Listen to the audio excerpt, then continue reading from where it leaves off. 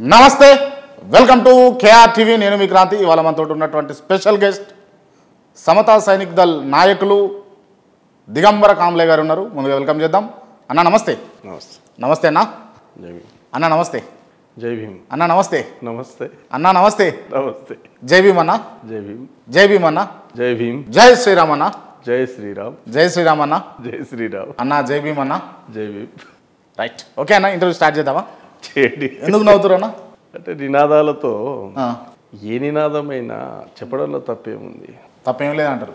ఎవరిని వాళ్ళు విష్ చేయడంలో, హిందువులు ఎదురుపడ్డప్పుడు వాళ్ళు జై శ్రీరామ్ అనడంలో ఆనందపడితే దాంట్లో తప్పేముంది? ఇప్పుడు మా దగ్గర నేను ట్రైబల్ ఏజెన్సీ ఏరియాలో పెరిగిన వాడిని. మ్యాక్సిమం గోండ్ కమ్యూనిటీ ఉంటుంది. అసలు హిందూ ధర్మంతో సంబంధం లేదు, ఇండిజినియస్ కమ్యూనిటీ అది. వాళ్ళు కల్చరల్ ఎయిడ్ నుండి వచ్చిందో నాకు తెలియదు, కానీ రామ్ రామ్ అంటారు. కనబడంగానే రామ్ పటేల్ అంటే రామ్ పటేల్ అంటారు. తప్పేముంది వాళ్ళు విష్ చేయడంలో? రైట్, మీరు జై శ్రీరామ్ అన్నారు.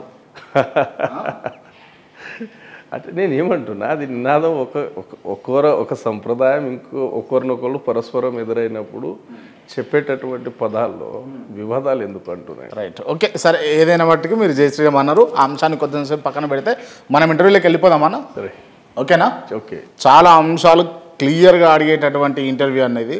ఖచ్చితంగా ప్రతిదానికి సిద్ధంగా ఉండే వచ్చారు కదా. నాకు సాధ్యమైనంత వరకు, నా నాలెడ్జ్లో ఉన్నంత మేరకు చెప్పడానికి ప్రయత్నం చేస్తా. నా నాలెడ్జ్లో లేదంటే సరే నేను రెఫర్ చేస్తా అని. Right, clear. క్రాంతి, ఈ క్లిష్టమైన ప్రశ్న అడుగుతావు అనుకోలేదు. నేను వెళ్ళిపోతున్నా అంటే మాత్రం కుదరదు. వెళ్ళిపోను, వెళ్ళడం ఉండదు. క్లియర్గా క్లియర్. ఏదైనా తాడో పేడో తెలుసుకున్నాడే ఇక. తెలుసుకున్నాడే. రైట్, ఓకే కదన్నా? ఓకే, స్టార్ట్ చేస్తున్నా. చేయండి. Okay, right. కొంచెం నవ్వకుండా లౌడ్గా మాట్లాడండి ఈ ఇంటర్వ్యూలో. ఓకే. దిగంబర కాంబ్లే మాల కమ్యూనిటీకి చెందిన వ్యక్తి, అవునా? అవును. క్లియర్ మాల. ఎస్. క్లియర్ టైటిల్డ్ మాల. టైటిల్ మాల అంటే మదర్ టంగ్ మరాఠీ కాబట్టి నేను మహర్ని. ఓకే, మహర్. మహారాష్ట్రలో మహర్. మహారాష్ట్రలో మహర్ వచ్చేసరికి మాల. ఓకే, ఇక్కడ మాల. రైట్. మహారాష్ట్ర నుంచి దిగంబర కాంబ్లే తెలంగాణకి ఎందుకు వచ్చిండు? ఇది తప్పు. నేను పక్క తెలంగాణ వాదిని. తెలంగాణ వాది. హైదరాబాద్ రాష్ట్రంగా ఉన్నప్పుడు మీకు ఇటు బీదర్, ఇటు నాందేడ్, ఔరంగాబాద్ ఈ రీజియన్స్ అన్నీ హైదరాబాద్ రాష్ట్రంలో భాగం. ఎప్పుడైతే భాషా ప్రయుక్త రాష్ట్రాలు ఏర్పడినాయో, భాషా ప్రయుక్త రాష్ట్రాలు ఏర్పడినప్పుడు నాందేడ్ మహారాష్ట్ర వెళ్ళిపోయింది, బీదర్ కర్ణాటకలో వెళ్ళిపోయింది, ఔరంగాబాద్ మహారాష్ట్ర వెళ్ళిపోయింది. అయితే నాందేడ్ రీజియన్లో చాలా వరకు కట్ ఆఫ్ జాగ్రఫికల్ ఏంటంటే తెలంగాణ రాష్ట్రంలో ఉండిపోయింది. ఆదిలాబాద్ డిస్టిక్, మేజర్గా ఆదిలాబాద్ డిస్టిక్ అండ్ నిజామాబాద్ డిస్టిక్లో. మా ఫాదర్స్ నుండి కూడా మేము హైదరాబాద్ రాష్ట్రం వాళ్ళమే. బై డిఫాల్ట్గా తర్వాత తెలంగాణ రాష్ట్రం వాళ్ళం. ఇక మహారాష్ట్ర ఎక్కడికి వెళ్ళి వచ్చింది? దిగంబర కాంబ్లే కేర్ ఆఫ్ మహారాష్ట్ర అన్నదే నాకు తెలుసు. లేదు, తప్పు. తప్ప ఇది పక్క తెలంగాణ వాడిని. రైట్. ఆదిలాబాద్ జిల్లా. రైట్, ఓకే అన్న. మీరు ఆయుధాలు సప్లై చేస్తారా? నవ్వకండి. నేను మొదట చెప్పిన అన్న నవ్వొద్దు, లౌడ్గా సమాధానం చెప్పాలి అని. నవ్వడం కాదు, ఆ క్వశ్చన్లోనే సమాధానం ఉంది. రాజ్యము ఎప్పుడైనా ఒక బలమైన యాక్టివిస్ట్ని ఆపడానికి చేసేటటువంటి రాజ్యహింస ఏదైతే ఉందో, మ్యాక్సిమంగా ఈ దేశంలో నంబర్ ఆఫ్ తప్పుడు కేసులతో ఇరికించడము. మొన్ననే చూసినాం, సాయిబాబా గారు పాపం జీవితం మొత్తం కూడా జైల్లో మగ్గినట్టే మగ్గి మొన్ననే మరణించారు. దురదృష్టం. చాలా వరకు సాయిబాబా నిర్దోషిగా తేలింది. వాస్తవానికి మీరు ఏ ఇష్యూని తీసుకునే దేశంలో, ఈడ బాంబు పేలింది, ఇంతమందిని అరెస్ట్ చేశారు, ఫలానా సంస్థ అని చెప్పారు, ఏదో సూఫీ అన్నారు, ఏదో ముస్లిం ఆర్గనైజేషన్ పేరు చెప్పారు. తీరా మొత్తం రిపోర్టు ఇన్వెస్టిగేషన్ తర్వాత ఆయన నిర్దోషిగా బయటకు వస్తాడు. అంటే ఈ దేశంలో ఎవరైతే బ్రాహ్మణిజానికి వ్యతిరేకంగా పనిచేస్తుంటారో వాళ్ళను అణిచివేయడానికి రాజ్యం రకరకాల కుట్రలు పన్నుతుంది. ఆ కుట్రలో భాగంగా వచ్చింది. Basically I'm a Buddhist. నేను పుట్టి పెరిగిన ప్రాంతం అత్యంత నక్సలిజం ఎక్కువగా ప్రభావితం ఉన్నటువంటి ప్రాంతం. అయినప్పటికీ మీకు నక్సలిజంలో మా మహర్ కమ్యూనిటీ నుండి ఎవరు కనబడరు, ఏ ఒక్కడు కూడా కనబడడు. కారణం ఏంటంటే మేము చిన్నప్పటి నుండి బుద్ధుణ్ణి బాబాసాహెబ్ను అనుసరించినాం కాబట్టి మేము ఆ నక్సలిజం బాట వైపు ప్రభావితం కాలేదు. ప్రత్యక్షంగా నేను చిన్నప్పుడు నక్సలైట్లు గ్రామాల్లో రాంగ చూసిన పొంగ చూసిన వాళ్ళం కానీ ప్రభావితం కాలేదు. నేను అడిగిన ప్రశ్న ఏంటంటే ఆయుధాలు దిగంబర కాంబ్లే సప్లై చేసి ఫేక్ కేస్ అండి. ఫేక్ కేసు కోర్టులో కేసు అయితే అయింది మీ మీద, కేసు పెట్టారు. ఆయుధాలు సరఫరా ఏం కాదు. ఒక మాజీ నక్సలైట్ మా రిలేటివ్ అంటే తెలుగు ప్రాంతానికి చెందిన వాళ్ళు. వాస్తవం ఏంటంటే ఆయన మాజీ నక్సలైట్, ఒక ల్యాండ్ ఇష్యూలో ఆయన ఇన్వాల్వ్ అవ్వడం, అతనికి నేను మద్దతు ఇవ్వడం, ఆ మద్దతు ఇచ్చే క్రమంలో ఎదుటి వ్యక్తి ఎవడైతే ఉన్నాడో ఆల్రెడీ రాజ్యంతో కుమ్మక్కై ఉన్నాడు, పెద్ద మనిషి, బడా మనిషి, పారిశ్రామికవేత్త. అయితే అతడు ఏం చేశాడంటే అక్కడ పోలీసు వాళ్ళని మ్యానిపులేట్ చేసి అతని మీద కేసు బనాయించాడు. ఆయన గతంలో విపన్ కోరియారంట. నాకు ఆయన బ్రీఫ్ హిస్టరీ అంత తెలియదు, నక్సలైట్ అని తెలుసు. అయితే అతన్ని ఇరికించడం అంటే దేంట్లో ఇరికించాలా? ఆయుధంలో ఇరికించాలా. ఇక అతను నాకు పరిచయం కాబట్టి అతని ద్వారా నాకు ఇన్వాల్వ్ చేసిండు. కానీ మీ తప్పేం లేదు. తప్పేం లేదు. మీరు బుద్ధిమంతులు అంటే మీకు విషయం చెప్తా. 18లో కేసు అయింది, నేటి వరకు ఛార్జ్షీట్ ఫైల్ కాలేదు. ఛార్జ్షీట్ ఎందుకు ఫైల్ కాలేదంటే వాళ్ళు మెన్షన్ చేసిన ప్రతి అంశంలో, ప్రతి డేట్లో నేను ఒక పొలిటికల్ యాక్టివిస్ట్గా, ఒక సోషల్ యాక్టివిస్ట్గా ప్రతి డేట్, ఈవెంట్ నాది రికార్డ్ అయి ఉంటుంది. ఫలానా ప్రాంతం రోజు ఈ ఏరియాలో వచ్చాడు, అసలు మహబూబాబాద్ ఏరియాకి నాకు సంబంధం లేదు. ఏదైతే డేట్ మెన్షన్ చేశారో ఆ డేట్ రోజు నేను చాలా పెద్ద నాయకుడితో చర్చల్లో ఉన్న రికార్డు ఉంది, ఢిల్లీలో ఉన్నా. ఇంకో సందర్భం మెన్షన్ చేశారు, ఆ సందర్భంలో నేను హైదరాబాద్ నుండి ఢిల్లీ ఫ్లైట్లో ఉన్నా. ఆ డేట్లో టికెట్ ఉంది, ఎవిడెన్స్ ఉంది. అంటే ఒక కేసు బనాయించినప్పుడు వాళ్ళు పూర్వపరాలు అవన్నీ చూడరు, అక్కడ వరకు ఆపడానికి చూస్తారు. కాబట్టి ఎక్కడ అది సింక్ అవ్వట్లేదు కాబట్టి ఇప్పటివరకు ఛార్జ్షీట్ ఫైల్ కాలేదు. అయినప్పుడు డెఫినెట్గా దాన్ని క్వాష్ వేస్తాను. ఆ కేసులో ఇరికిచ్చిన ఆఫీసర్లకు కావచ్చు లేదా మిగతా వాళ్ళకు కూడా కావచ్చు, నేను ఖచ్చితంగా కోర్టులో ఛాలెంజ్ చేస్తాను. కాబట్టి ఇప్పటివరకు ఛార్జ్షీట్ ఫైల్ కాలేదు. Right, okay. జైల్లో ఎన్ని రోజులు ఉన్నా మీరు? 1 month ఉన్నాను. 1 month ఉన్నారు. ఏమైనా ఇబ్బంది పెట్టిరా జైల్లో? నాకైతే అరెస్ట్ అయిన వెంటనే నాకు రిమాండ్ చేశారు విత్ ఇన్ ద 24 hours. నాకేమి ఇబ్బంది పెట్టలేదు. ఏమి ఇబ్బంది పెట్టలేదు. మీ పైన కేసులు అయినాయి, మారణాయుధాలు సప్లై చేస్తారు, మహారాష్ట్రలో మీరు మహర్కులు, అక్కడ ఆదరణ లేదు కాబట్టి తెలంగాణకు వచ్చి తెలంగాణలో మాలల వేషంలో తిరుగుతున్నాడు దిగంబర కాంబ్లే. సమాధానం క్లియర్గా చెప్పాను. నాది పక్కా తెలంగాణ రాష్ట్రం. రీజన్లు చెప్పాను. హైదరాబాద్ స్టేట్, భాషా ప్రయుక్త రాష్ట్రాలు, మెజారిటీగా నాందేడ్ అటువైపు వెళ్ళినప్పుడు నాందేడ్లో మ్యాక్సిమం భాగం ఆదిలాబాద్ రీజియన్లో ఉండిపోతుంది, నిజామాబాద్ రీజియన్లో ఉండిపోతుంది. అట్లా ప్రతి రాష్ట్రం బోర్డర్ ప్రాంతంలో ఏంటంటే భాషా ప్రయుక్త రాష్ట్రాలు ఏర్పడినప్పుడు భౌగోళికంగా అది విభజన చేసేటప్పుడు మా ఫోర్ ఫాదర్స్కి ఇటే ప్రాపర్టీస్ ఉన్నాయి కాబట్టి భాషా ప్రయుక్త రాష్ట్రాలు ఏర్పడినప్పుడు అటు వెళ్ళడం ఇష్టపడలేదు. బేసికలీ ఏ రాష్ట్రం ఉంది? హైదరాబాద్ రాష్ట్రం ఉంది, తర్వాత తెలంగాణ రాష్ట్రం కదా. ఇది ముందైతే హైదరాబాద్ రాష్ట్రం కదా.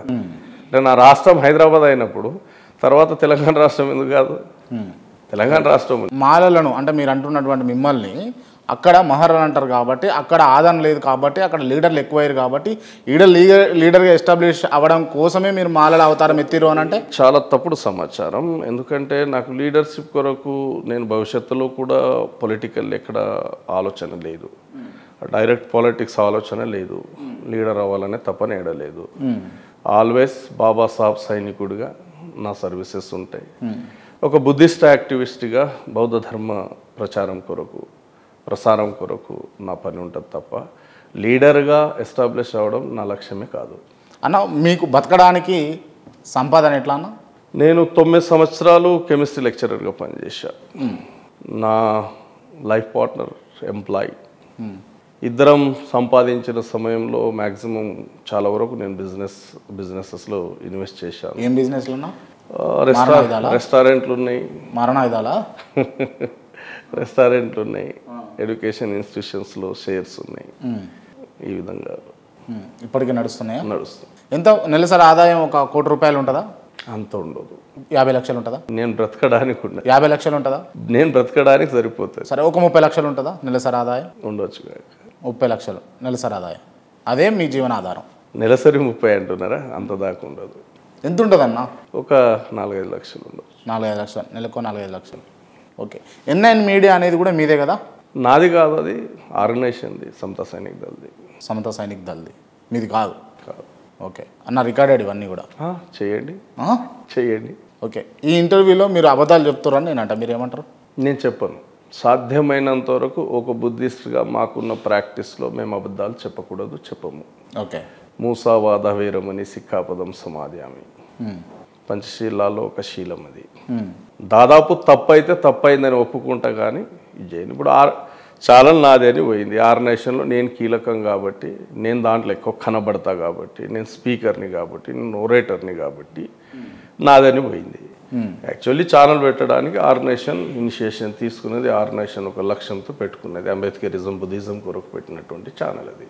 మీకు డబ్బులన్నీ ఇస్తుంది వివేకే అని అంటే ఏమంటారు మీకు? వివేక్ సార్ దగ్గర నేను ₹1 తీసుకున్నా. వివేక్ సార్ అనేది లేదు, అది ఆర్గనైజేషన్ యొక్క డిసిప్లిన్లో మేము ఈవెందో మా చుట్టాలు, ఈవెన్ నా కొడుకు కూడా సమతా సైనిక్ దళలో సైనికుడు అయితే ఆయన నాకు సార్ అనాల్సిందే, నేను ఆయనకు సార్ అనాల్సిందే. ఆర్గనైజేషన్ యొక్క డిసిప్లిన్ అది. ఓకే.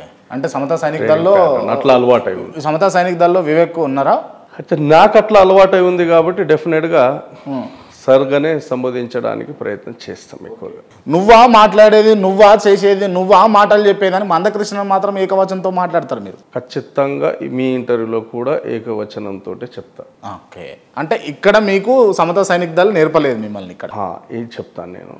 క్రాంతి గారు, బాబాసాహెబ్ కంటే ముందు ఈ దేశంలో ఉన్నటువంటి పీడిత కులాల జీవన విధానం మీకు తెలిసిందే. మీరు సామాజిక వ్యవస్థ మీద అవగాహన ఉన్నవాళ్ళు. నేటి కూడా ఈ దేశంలో అంటరానితనం కొనసాగడం కాదు, ప్రతి 7 నిమిషాలకు SC/STల మీద ఎక్కడో ఒక దగ్గర అట్రాసిటీ జరుగుతూ ఉంటుంది. నేటి కూడా రాజ్యాంగ పాలనలో ఈ 70 సంవత్సరాలు పూర్తి చేసుకున్నా కూడా ఈరోజు ఉన్నాయి. రాజ్యాంగ పాలన కంటే ముందు, బాబాసాహెబ్ కంటే ముందు ఈ దేశంలో నన్ను మనిషిగా గుర్తించిన ఒక వ్యవస్థ అంటూ లేదు. అత్యంత దౌర్భాగ్యమైన జీవితం నాది. బాబాసాహెబ్ ఈ వ్యవస్థతో పోరాటం చేసి నాకు మనిషిగా గుర్తింపిచ్చారు. నేను ఇంత హుందాగా సగౌరవంగా జీవిస్తున్నా అంటే బాబాసాహెబ్ పెట్టిన భిక్ష మాత్రమే. నేను ఆల్మోస్ట్ మా ఆరాధన బౌద్ధాన్ని అనుసరిస్తాం. బుద్ధుణ్ణి మేము ఎంతలా ఆరాధిస్తామో బుద్ధుని పక్కన బాబాసాహెబ్ను పెట్టి ఆరాధిస్తాం. ఆ బాబాసాహెబ్ను ఒక నాయకుడు అత్యంత దారుణంగా ప్రెస్ మీట్ పెట్టి అవమానిస్తే ఆ అవమానం ఎంతగా ఉంటుందంటే చాలా దారుణంగా ఉంటుంది.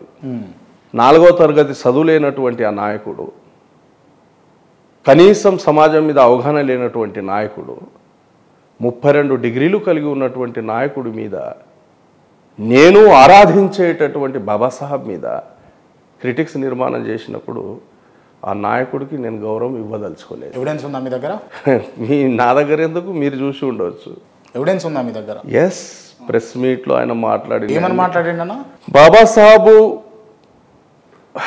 మొత్తం జాతి నాయకుడు కాదు, ఆయన మహర్ల నాయకుడు మాత్రమే, మహర్లకు మాత్రమే పనిచేశాడు. ఆయన బౌద్ధం స్వీకరించడం ఒక చారిత్రాత్మకమైన ఘటన అంట. బౌద్ధం స్వీకరించడానికి ఒక 14 కారణాలు చెప్పాడు అని ఒక పుస్తకం చూయిస్తూ, ఆ పుస్తకంను ఇట్లా అంటూ, ఆయనకు అంటరానితనం ఉన్నదంట, బడి బయట కూర్చోబెట్టారంట అని ఒక 10 కారణాలు చెప్తూ ఆయన బౌద్ధం స్వీకరించిండని అవమానపూరితంగా వెటకారంగా మాట్లాడతాడు. ఇంకా ఎవిడెన్స్ ఏం కావాలా? ప్రెస్ మీట్లో అన్ని ప్రెస్లో వచ్చిన అంశమే, నేటికి కూడా ఉంది అది. దాన్ని బేస్ చేసుకొని మీరు కక్ష పెంచుకోరు అంతేనా? కక్ష పెంచడం కాదు, నేను ఆరాధించేటటువంటి బాబాసాహెబ్కు గౌరవించే వ్యక్తికి నేను గౌరవించదలుచుకోలేదు. Right, okay. అంటే మందకృష్ణ మాదిగా కాబట్టి మీరు కక్ష కట్టిరా, లేకపోతే అంబేద్కర్ను మీరు అనుకుంటున్నట్టు అన్నాడు కాబట్టి కక్ష కట్టిరా? లేదు, బాబాసాహెబ్ను అన్నందుకే చెప్తున్నా. ఓకే. నేను గతంలో నేను పంచుకున్న వేదికలు ఉన్నాయి, చాలా స్పష్టంగా అన్నగానే సంబోధించిన, చాలా వరకు దళిత ఈవెంట్స్లో పరస్పరం ఎదురైనప్పుడు అన్నగానే సంబోధించిన వాడిని. జాతి నాయకుడిగా గుర్తించిన వాడిని, అన్నగానే సంబోధించిన వాడిని. ఇక బాబాసాహెబ్ మీద క్రిటిక్స్ నిలబడిన తర్వాత నేను డిసైడెడ్, నేను అతనికి గౌరవం ఇవ్వాల్సిన అవసరం లేదు. దట్స్ ఇట్, వేరే రీజన్ ఏం లేదు. మీరు మాల, మందకృష్ణ మాదిగ కాబట్టి మీరు వ్యతిరేకిస్తున్నారు అని నేనంట, మీరు ఏమంటారు దానికి? లేదు, చాలా బలమైన కారణాలు చెప్తాను. వాస్తవానికి అతను వస్తున్నటువంటి రీజియన్ ఏదైతే ఉందో ఆర్ఎస్ఎస్ ద్వారా, ఆర్ఎస్ఎస్ కుట్రలో భాగంగా అంబేద్కరిజాన్ని నిర్వీర్యం చేయడానికి, అంబేద్కరిజాన్ని మోస్తున్నటువంటి ప్రజల్ని నిర్వీర్యం చేయడానికి, ఈ దేశంలో ఉన్నటువంటి షెడ్యూల్ క్యాస్ట్ ప్రజలను నిర్వీర్యం చేయడానికి, విచ్ఛిన్నం చేయడానికి, విడగొట్టడానికి మందకృష్ణ మాదిగ ఆర్ఎస్ఎస్ ద్వారా రిక్రూట్ అయ్యాడు. మందకృష్ణ మాదిగ రిక్రూట్ అయ్యారు. ఎవిడెన్స్ ఏమంటారా? చెప్పండి, ఎవిడెన్స్ ఇవ్వండి. ఎస్, లోక్మత్ సమాచార్ 22 జనవరి 1994 మీరు చూడొచ్చు. మన దగ్గర ఆ రెఫరెన్స్ ఏడ దొరుకుతుందంటే తెలుగు ట్రాన్స్లేషన్లో మడి విప్పిన చరిత్ర, ఇంగ్లీష్లో డీబ్రాహ్మనైజేషన్ భ్రజరంజన్ ముని రాశాడు. దాంట్లో ఆ బుక్లో page number 254 Telugu volume. RSS manifesto ఉంది, అది రహస్య పత్రము, అది రిలీజ్ అయింది. అందులో 25 అంశాలు ఉన్నాయి. అత్యంత దారుణమైనటువంటి 25 అంశాలు అవి. 25 అంశాల్లో మందకృష్ణ జీవిత పోరాటం మొత్తం చూసినట్లయితే ప్రధానంగా 4 అంశాల మీద పనిచేస్తున్నట్టు చాలా స్పష్టంగా నేను చూపిస్తాను మీకు.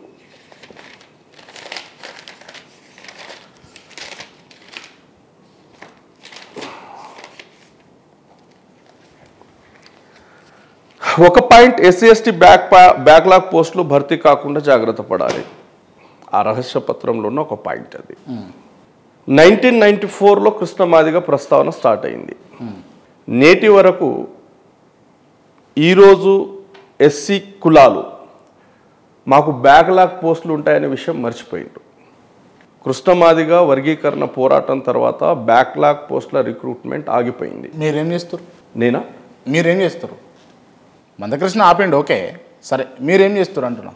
ఎప్పుడైనా ఒక విషయం చెప్తా, రేవంత్ రెడ్డి నోటిఫికేషన్ ఇస్తా అన్నాడు. కృష్ణ మాదిగ ఏం చేశాడు?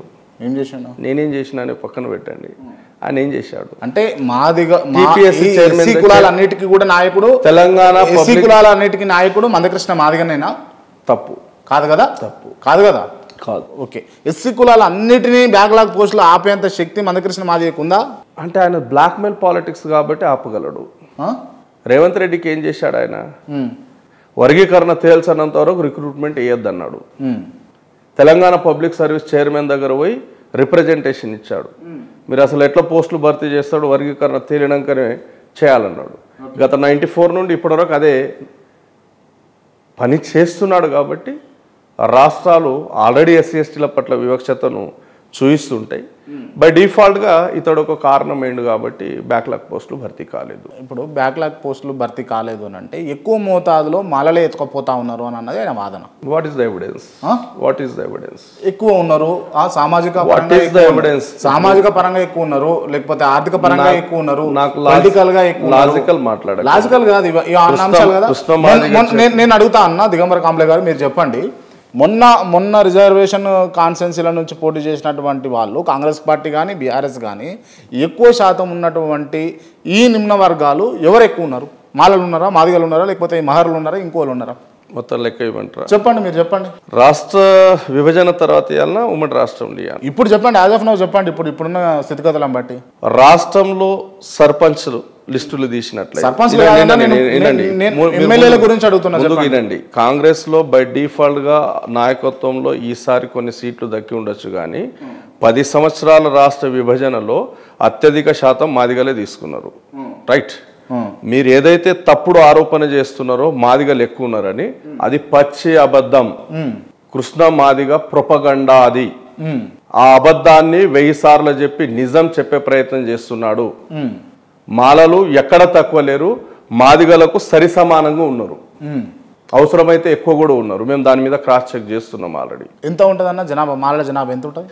ఆల్మోస్ట్ నేను 1971 లెక్కల నుండి తీసుకొస్తున్నా. ఇక్కడ జరిగింది ఏంటంటే, ఎప్పుడైతే మాల కులాల్ని మనం గమనిస్తామో, మాల కులాల్లో మల్టీ వృత్తులు ఉంటాయి.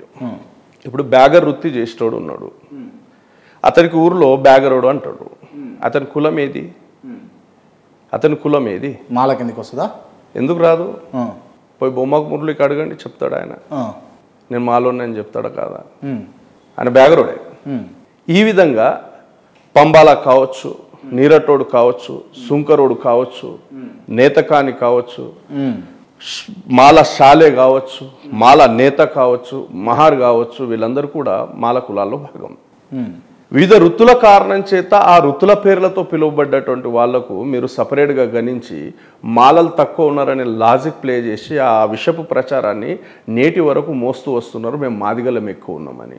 రైట్, అది పచ్చి అబద్ధం. ఇప్పుడు ఓకే, మాలలలో కూడా పేరు మోసిన మాలలు మాత్రమే మాలలకు చెందవలసిన, మీరు చెప్తున్నటువంటి నిమ్న కులాలకు రావాల్సినటువంటి రాబడిని పొందవలసిన ఉద్యోగాలను కూడా మాలలు అనబడే మాలలే ఎత్తుకుపోతున్నారు అని అంటే ఎత్తుకుపోతున్నామంటే ఎవరి దగ్గర నుండి? ఉన్న అవకాశాలను పొందడం వేరు, ఎత్తుకపోవడం వేరు. ఎత్తుకపోవడం అంటే బాబాసాహెబ్ అంబేద్కర్ గారు ఇచ్చింది ఎందుకు, రిజర్వేషన్లు పెట్టింది ఎందుకు? అందరూ definition of reservation. What is the definition of reservation? ఇప్పుడు ఉన్నోడు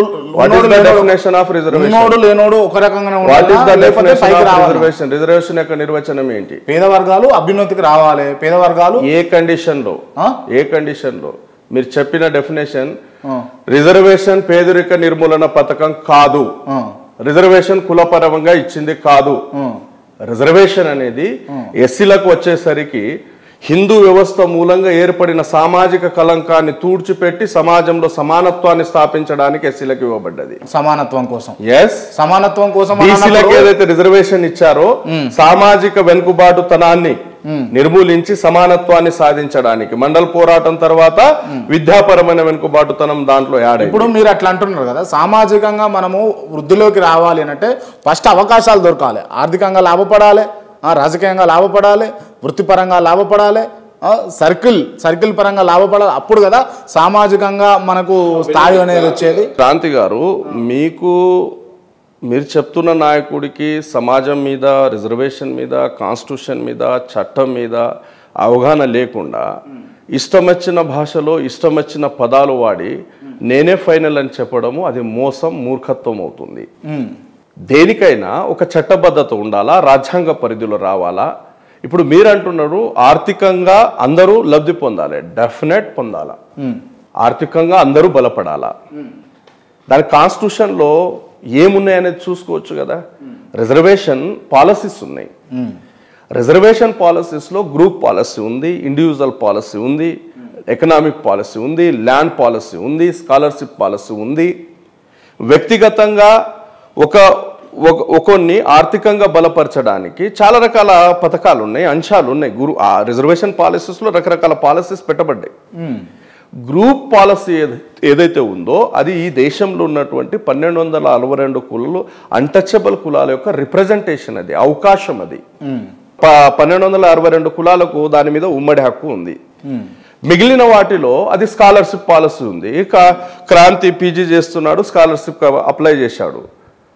దిగంబర్ కామ్లకు క్రాంతికి కలిపి రాదు, అది క్రాంతికి ఇండివిజువల్గా వస్తుంది.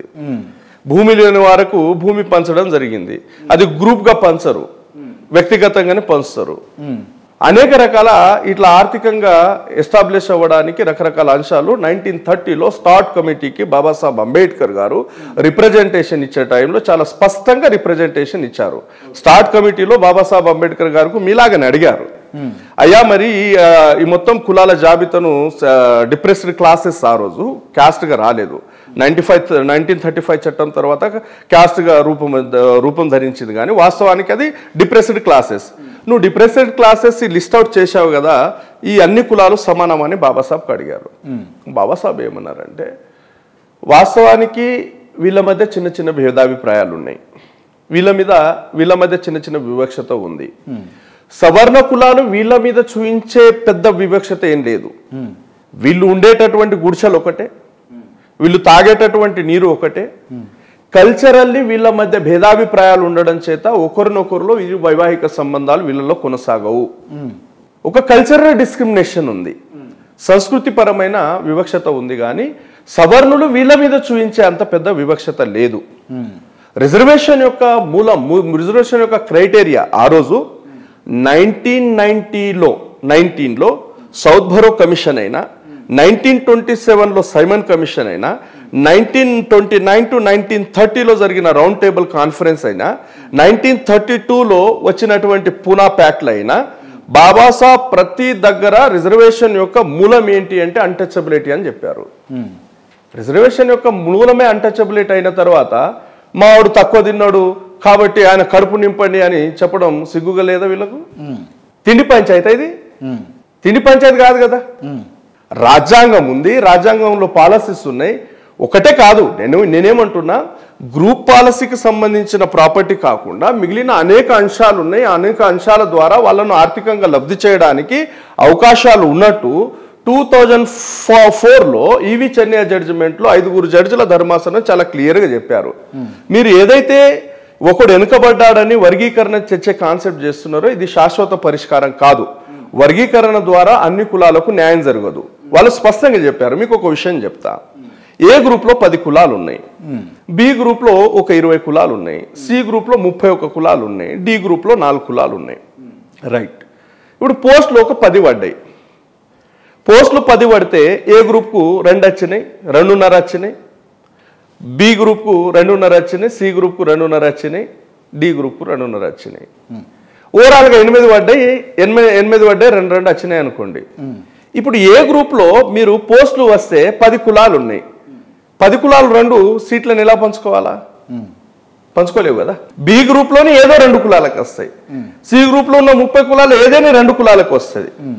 కాబట్టి అందరికీ పంచడం సాధ్యం కాదు. ఎస్, నేను ఈ ప్రపోజల్, మీరు అడుగుతున్న ప్రపోజల్కు నేను ఇస్తాను సమాధానం. మీరు నిజంగానే గ్రూప్ పాలసీని కూడా పంచాలని అనుకుంటున్నారా? ఎస్, పంచుదాం రండి. నేను అనేక వేదికల్లో అనేక ఇంటర్వ్యూలో చెప్పిన మాదిగ నాయకులారా రండి, రేవంత్ రెడ్డి దగ్గర వెళ్దాం. దాదాపు తెలంగాణ రాష్ట్రం వేరైన తర్వాత ఇప్పుడు మన దగ్గర 59 కులాలు లేవు. ఆంధ్ర కలిసిన తర్వాత 59 కులాలు. కలవకంటే ముందు తెలంగాణ రాష్ట్రంలో హైదరాబాద్ స్టేట్లో, దక్కన్ హైదరాబాద్ స్టేట్లో 34 కులాలు ఎస్సీ కులాలు. దాంట్లో కొన్ని కులాలు ఈ పాటి కనబడతలేవు. ఆల్మోస్ట్ 30 కంటే తక్కువ ఉన్నాయి కులాలు. నేనేమంటున్నా, అందరికీ రోస్టర్ పాయింట్ ఇద్దాం. అత్యంత వెనుకబడిన వాళ్లకు point number 1, second number, third number, ఈ విధంగా 30 కులాలు ఉంటే 30 రోస్టర్ పాయింట్లు ఇద్దాం. రిజర్వేషన్స్ ఇంప్లిమెంటేషన్ టైంలో అత్యంత వెనుకబడిన వాళ్లకు మొదటి ప్రాధాన్యత ఇద్దాం. రండి కదా. దీని మీద ఎందుకు రావట్లేదు మీరు? అసలు రిజర్వేషన్ ఎందుకు వ్యతిరేకిస్తున్నారు మీరు అని అంటే మాలలో ఏబిసిడి వర్గీకరణ పర్టికులర్గా ఎందుకు వ్యతిరేకిస్తున్నారు? చాలా రీజన్స్ ఉన్నాయి. దాంట్లో నా భాషలో సమాధానాలు తర్వాత ఇస్తా. ఎవరైతే రీసెంట్లీ జడ్జిమెంట్ ఇచ్చారో, మీరు ఎంతమంది నాయకులకు ఈ విషయం మీద ఇంటర్వ్యూ చేశారో నాకు తెలియదు. నేను 1-2 చూశాను, ఇద్దరి చూశాను. దీంట్లో జడ్జిమెంట్ మీద ఎవరైనా మాట్లాడినరా? దీని మీద వద్దాం. ఫస్ట్ జడ్జిమెంట్ మీద. జడ్జిమెంట్ అనరాదు అది. First of all guide lines అభిప్రాయాలు, గైడ్ లైన్స్ కూడా అభిప్రాయాలు, ఆ న్యాయమూర్తుల అభిప్రాయాలు. న్యాయమూర్తుల అభిప్రాయాలు అనేసరికి ఆ పాయింట్ కంటే ముందు ఇంకో పాయింట్లు కొట్టేస్తుంది దాన్ని. లక్ష్మీకుట్టి వర్సెస్ కేరళ కేసులో చాలా స్పష్టమైన ఒక తీర్పు ఉంది. న్యాయమూర్తుల అతి క్రియాశీల పాత్ర పోషించరాదు. న్యాయమూర్తులు అతి క్రియాశీల పాత్ర పోషించరాదు, ఫస్ట్ పాయింట్. సెకండ్ పాయింట్, రాజ్యాంగం నిర్దేశించిన పరిధిలకు లోబడి విధులు నిర్వహించాలి. రాజ్యాంగం నిర్దేశించిన పరిధులకు లోబడి విధులు నిర్వహించాలి. థర్డ్ పాయింట్, రాజ్యాంగం ఇతర శాఖలో కేటాయించిన పరిధిలోకి న్యాయస్థానం జోక్యం ఉండరాదు. న్యాయమూర్తుల వ్యక్తిగత అభిప్రాయాలను న్యాయ వ్యవస్థ అభిప్రాయాలుగా భావించరాదు. అంటే న్యాయ వ్యవస్థ అంశాలు లెక్కనే లేవు అని అంటారు దిగంబర్ కాంబ్లే. ఇప్పుడు నేనేమంటా, లక్ష్మీకుట్టి వర్సెస్ కేరళ ఈ కేసులో చెప్పినటువంటి ఈ 4 అంశాలు కూడా మొన్నటి తీర్పు కూడా అనరాదు, అది అభిప్రాయం. 7 జడ్జిలో 6 జడ్జిల యొక్క అభిప్రాయాలు అవి.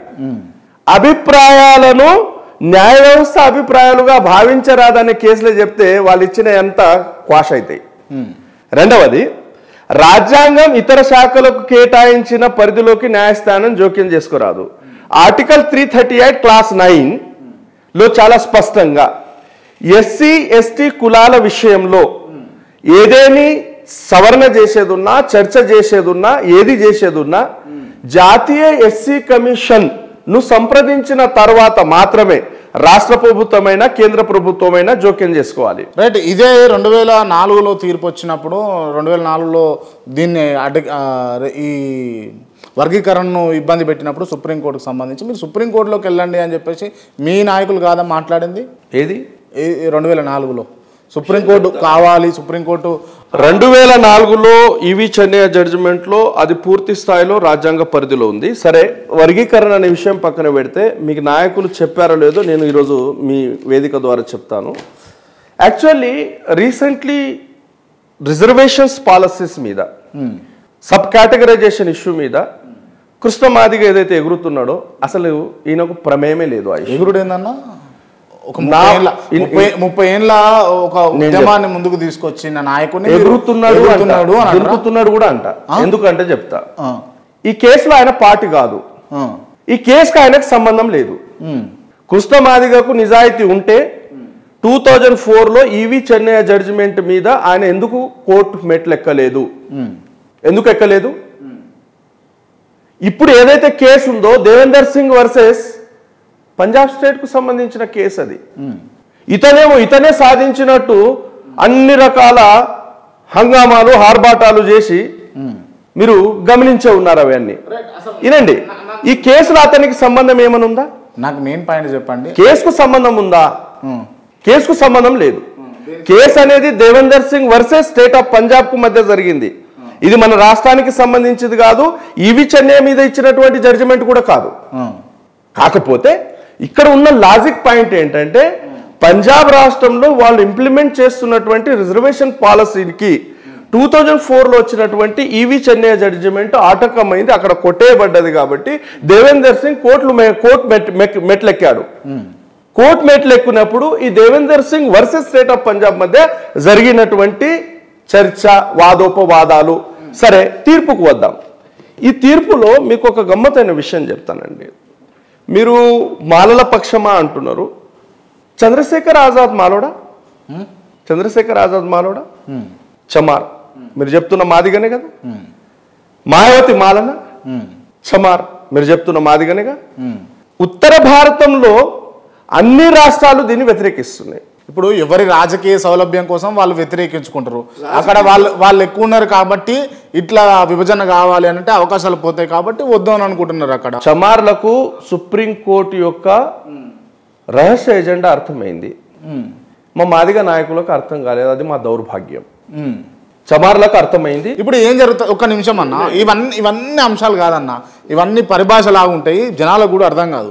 అసలు రిజర్వేషన్లను మీరు ఈ ఏబిసిడి వర్గీకరణను మీరు ఎందుకు వ్యతిరేకిస్తున్నారంటే ఒక్క మాటలో ఏం చెప్తారు మీరు? గజ్జెప్పుర్రి. నేను నా మాటలు చెప్పను. ఫస్ట్ కొన్ని మాటలు చెప్తా. త్రిలోకనాథ్ కేసులో, ఈ కేసులో ప్రధాన న్యాయమూర్తిగా ఉన్నటువంటి చంద్రచూడ్ వాళ్ళ నాన్న చంద్రచూడ్, చంద్రచూడ్ అనేది ఇంటి పేరు.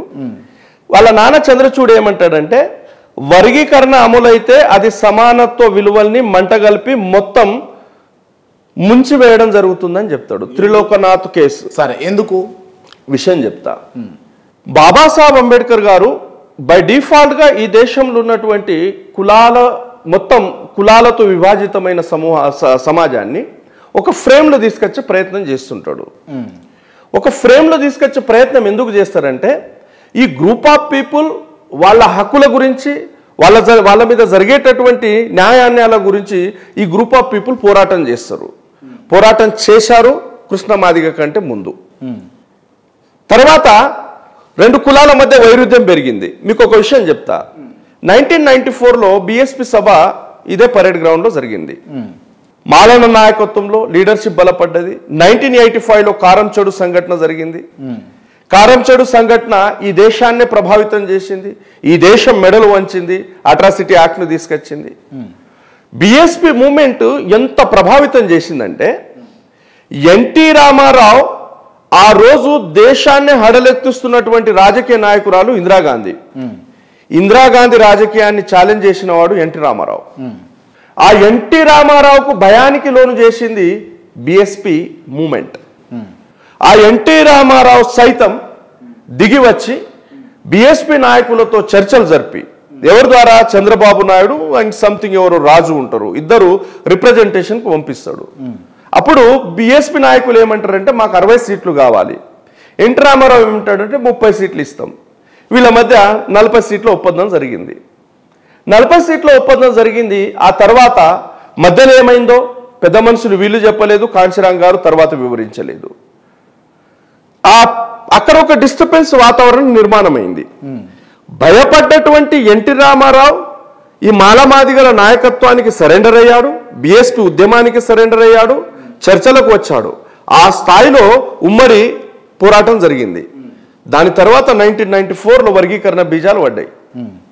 వర్గీకరణ బీజాలు పడ్డ తర్వాత తిరిగి పొలిటికల్లీ ఈ కులాలు ఆర్గనైజ్ అయినాయా?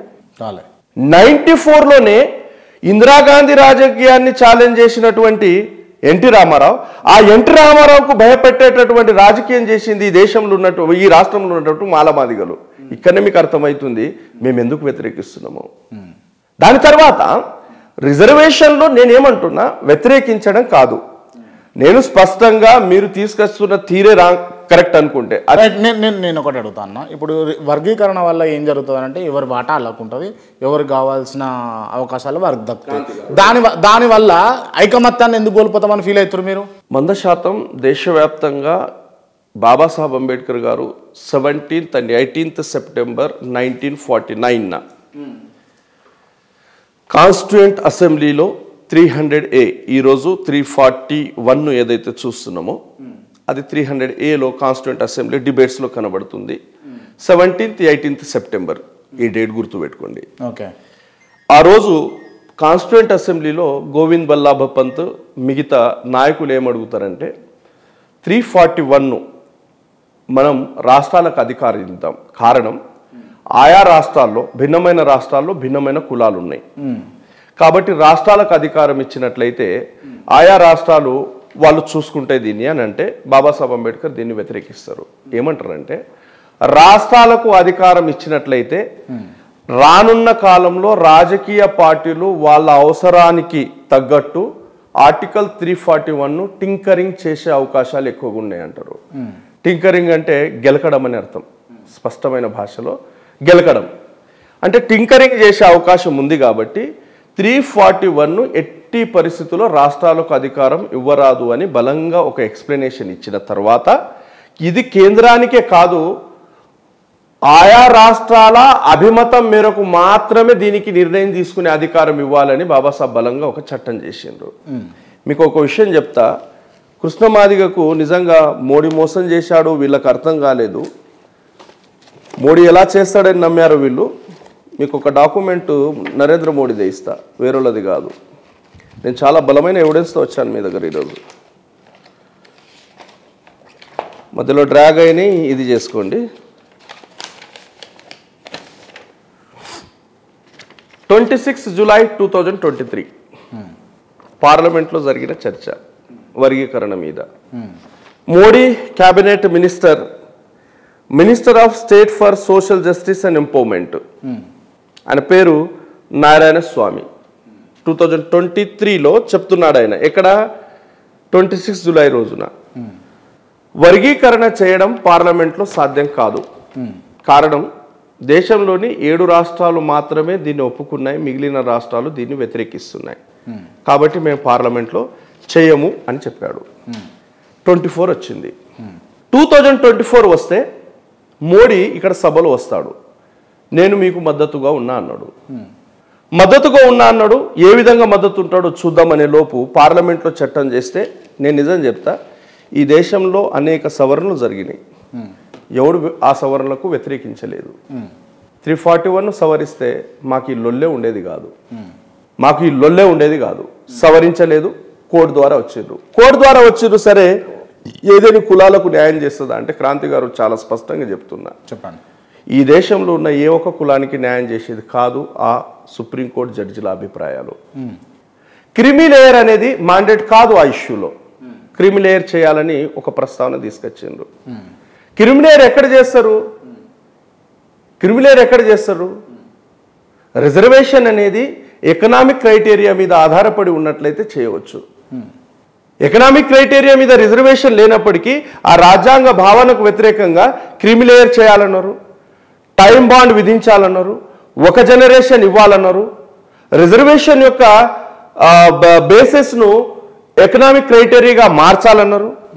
దాని తర్వాత రిజర్వేషన్ మూలంగా కులాలు బలపడుతున్నాయి, ఎన్సెట్ ఇండియాలో కులాలు లేవు, వర్ణాశ్రమ ధర్మం ఉంది.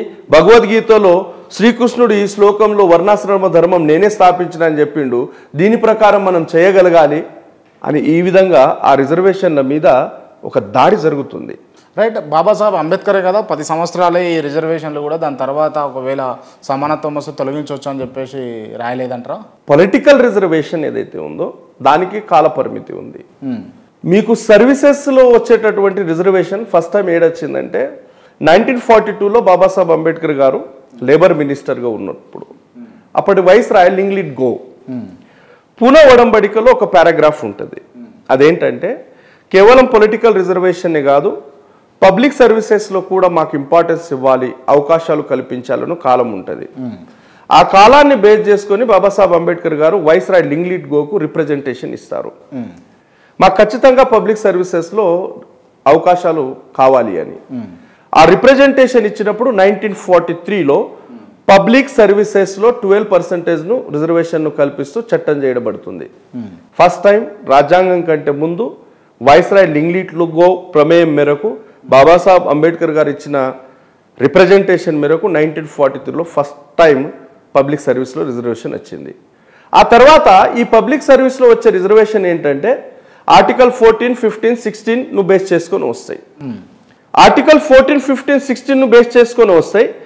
దీది ప్రాథమిక హక్కుల పరిధిలో వస్తుంది కాబట్టి దీనికి టైం బాండ్ లేదు. వాస్తవానికి అక్కడ జరిగినటువంటి ఒప్పందంలో టైం బాండ్ ఉంది 10 సంవత్సరాలు పొలిటికల్ రిజర్వేషన్కు. ఆ పొలిటికల్ రిజర్వేషన్ పూనా ప్యాక్ట్లో ఏవైతే ఛాలెంజెస్ రాసుకున్నామో అది ఫుల్ఫిల్ అయిందా? కులవివక్షత పోయిందా? లేదు. ప్రతి దగ్గర కులవివక్షత కొనసాగుతుంది. ప్రతి దగ్గర కొనసాగడం కాదు, ఎవ్రీ 7 minutesకు ఎస్సీ ఎస్టీ కమ్యూనిటీ మీద అట్రాసిటీ జరుగుతుంది. పోలేదు. ఇప్పుడు ఒకటే జనరేషన్ రిజర్వేషన్ పొందాలంటే మీకు అర్థం కాదు, రిజర్వేషన్ మొత్తాన్ని భూస్థాపితం చేసే చర్య అది. ఏబిసిడి వర్గీకరణ జరిగితే ఇప్పుడు సుప్రీంకోర్టు గైడ్ లైన్స్ ఇంప్లిమెంట్ అయితే ఒక్క నిమిషం అన్న, సబ్జెక్ట్ అంతా డివైడ్ నేను చేస్తలేను. సరే, నేను సబ్జెక్ట్ అడుగుతా, దానికి మీరు సబ్జెక్ట్ ఆన్సర్లు చెప్పండి అన్న. ఏబిసిడి వర్గీకరణ జరగడం వల్ల ఎస్సీ కులాలకు ఏం నష్టం జరుగుతుంది? సే ఎస్ఆర్ నో. సింపుల్ 2004 ఈవి చెన్నై జడ్జిమెంట్లో చాలా స్పష్టంగా ఒకరు వెనుకబడ్డారని ఉన్నటువంటి రిజర్వేషన్ను వర్గీకరణ చేసి ఒకరికి రిజర్వేషన్ ఫలాలకు తగ్గించడం అనేది రాజ్యాంగపరమైన నేరం అవుతుంది. కాబట్టి ఇటువంటి చర్య రాజ్యాంగం ఒప్పుకోదు, కాబట్టి ఇది జరగదు అని చెప్తారు. అంటే రైట్, మీరు ఏమంటున్నారంటే మేము ఆల్రెడీ ముందుండి అన్ని తీసుకుంటున్నాం, అన్ని లబ్ధి పొందుతా ఉన్నాం, మీరు మాట్లాడద్దు. ఒక మాట చెప్తాను. ఇప్పటి వరకు ఈ దేశంలో ఏ ప్రభుత్వం కూడా, రాష్ట్ర ప్రభుత్వమైనా కేంద్ర ప్రభుత్వమైనా రిజర్వేషన్ ఫలాలను ఆయా కులాలు ఈ విధంగా లబ్ధి పొందినాయి, ఆయా కులాలు ఈ విధంగా వెనుకబడ్డాయని ఇప్పటివరకు ఏ డాక్యుమెంట్ ఇవ్వలేదు. ఎవరో నాయకులు వాళ్ళు తిరిగిన రీజియన్లో కావచ్చు, వాళ్ళు తీసుకొచ్చిన 4 పేపర్లు ప్రామాణికం కాదు. ఒకవేళ ప్రామాణికం అయినట్లయితే డెఫినెట్గా నేనేమంటున్నా, నేనే మీ వేదిక ద్వారా ఎంతమంది నాయకులు ఆహ్వానించండి, ఆ నాయకులను తీసుకొని రేవంత్ రెడ్డి గారి దగ్గర వెళ్దాము. సామాజిక వెనుకబాటుతనాన్ని నిరూపించే గణాంకాలను శాస్త్రీయంగా సేకరిద్దాము. వెనుకబడిన కులాలకు రోస్టర్ పాయింట్లు ఇచ్చుకుంటూ వద్దాము. వెనుకబడినటువంటి కులాలకు మొదటి ప్రాధాన్యత ఇస్తూ రిజర్వేషన్ను అన్ని కులాలకు మనం పంచే విధంగా జాగ్రత్తలు పడదాం. ఎస్సీలలో ఉన్నటువంటి 57 కులాలు 58 కులాలు ఆమోదం తెలిపితే ఇప్పుడు 57 కులాలు అంటే మీరు 2 రాష్ట్రాల గురించి మాట్లాడుతున్నారు. 2 రాష్ట్రాల గురించి మాట్లాడదాం, ఏమున్నది దాంట్లో? 2 రాష్ట్రాల గురించి మాట్లాడదాం. ఈ ఎస్సీలలో ఉన్నటువంటి 58 కులాలు ఏకీభవిస్తే వర్గీకరణ, ఒక కులమైనటువంటి మాలలు మాత్రమే ఎందుకు వ్యతిరేకిస్తారు? ఎవరన్నారు 58 కులాలు ఏకీభవిస్తారు? అందరు కలిసికట్టుగా ఎవరన్నారు? అందరు కలిసికట్టుగా మీటింగ్లు పెట్టుకుంటా. మాల కులం జాబితాలో ఉన్న కులాల సంఖ్య ఎంత? 31. మిగిలిన ఎన్నిగా 60 కులాలు అనుకుంటే మిగిలిన 29. డి గ్రూప్ లో రెల్లి, రైట్, ఆది ఆంధ్ర, ఆది ద్రావిడ ఇక్కడ లేవు, అవి తీసేయండి 4. 31 కులాలు ఈ ఎస్సీలు. ఎస్సీలో మాల అనుబంధ కులాలు ఇవి. మాల అనుబంధ కులాలకు మీరే ఓనర్ అయి 58 కులాలు నా వెనకాల ఉన్నాయని డబ్బా కొట్టుకుంటే సరిపోదుగా? అందరు తిరుగుతున్నారు కదా. ఎవరన్నారు? ఏ కులం తిరిగింది? బ్యాక్గ్రౌండ్ తిరిగిందా? తెలంగాణ టూరిజం లో మీటింగ్లు పెట్టుకుంటా ఉన్నారు రోజు. ఎవరు మాల అనుబంధ కులము, ఎవరు ఎంఆర్పిఎస్ మూవ్మెంట్ తో తిరుగుతున్నారు చెప్పండి? అందరు తిరుగుతున్నారు. ఎవరు తిరిగిండ్రు? మొన్న అంత పెద్ద జరిగిన సభలో మాల అనుబంధ కులాలు అందరూ వచ్చి సక్సెస్ చేశారు దాన్ని. కృష్ణమాదిగా ఆయన అమాయకంగా అందరినీ ఓన్ చేసుకోవడం తప్ప దాంట్లో పసలేదు. రైట్. మీరు పెట్టినటువంటి మీటింగ్ లో ఏ నాయకుడు కూడా ఏకీభవిస్తూ ఇతర పార్టీ నాయకులు మీకు ఆమోదం తెలపడం కోసం ఆ సభ మీదకే రాలేదు అని అన్నదాలు ప్రత్యేకమైన వాదన. అంటే నాకు అర్థం కాల. ఇప్పుడు మేము మీటింగ్ పెట్టుకుంటే మా మీటింగుకు ప్రధానమంత్రి వచ్చిండు అని చెప్పేసి మందకృష్ణ మాదిగా చెప్పిండు. మీ మీటింగ్ ఎవరు వచ్చారు అని అడిగితే మీరేం చెప్తారు?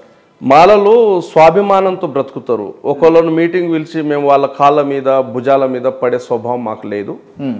మా శక్తితో మేము మా హక్కుల్ని కాపాడుకుంటాం. అంటే మాకు పిలవాల్సిన అవసరమే లేదు. మాదిగలకు ఆ శక్తి లేదంటారా? లేదు కాబట్టి ఆడి కాళ్ళ మీద పడుతున్నారు మీరు. అంటే లేదు కాబట్టి మీలాంటి నాయకులు మొక్కాల్సిన పరిస్థితి. మీలాంటి నాయకులు అందరూ కలిసి ఇవాళ మాలలకు మాదిగలకు గ్రౌండ్ లో ఉన్నటువంటి వాళ్లకు చిచ్చులు పెడుతున్నారు అని అంటే చిచ్చులు మాలాంటోళ్ళు పెట్టట్లేదు. నేను స్పష్టంగా చెప్తున్నా.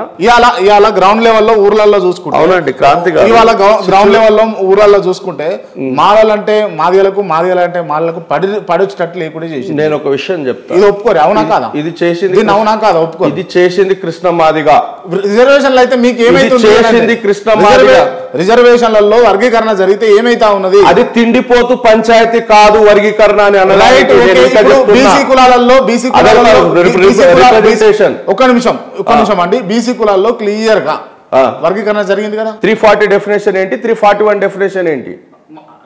340 డెఫినేషన్ బీసీ కులాలు ఇందిరా సహాని కేసులో 1992లో వీళ్ళు హెట్రోజినస్ కమ్యూనిటీ కాబట్టి వీళ్లకు నేను క్లాసిఫికేషన్ చేసుకోవచ్చు, వీళ్ళ క్రిమినల్ ఇంప్లిమెంట్ చేయొచ్చు. కానీ దీన్ని ఎస్సీ ఎస్టీలకు ఇంప్లిమెంట్ చేయరాదు, ఉదాహరణగా తీసుకోరాదు. దే ఆర్ హోమోజినస్ కమ్యూనిటీ అని ఇందిరా సహాని కేసులో 1992లో 9 మంది జడ్జిలు ఇచ్చిన తీర్పు అది. ఓకే, బీసీలకు అయింది కాబట్టి మాకైందంటే జరగొద్దు అని అంటారు. ఎస్సీలలో జరగదు, అది రాజ్యాంగానికి వ్యతిరేకం. వ్యతిరేకం అంటే ఇప్పుడు మీకు చేసేది ఉంటే 341 పార్లమెంట్ లో సవరించండి. మా నుండి మీకు ఏ వ్యతిరేకత లేదు.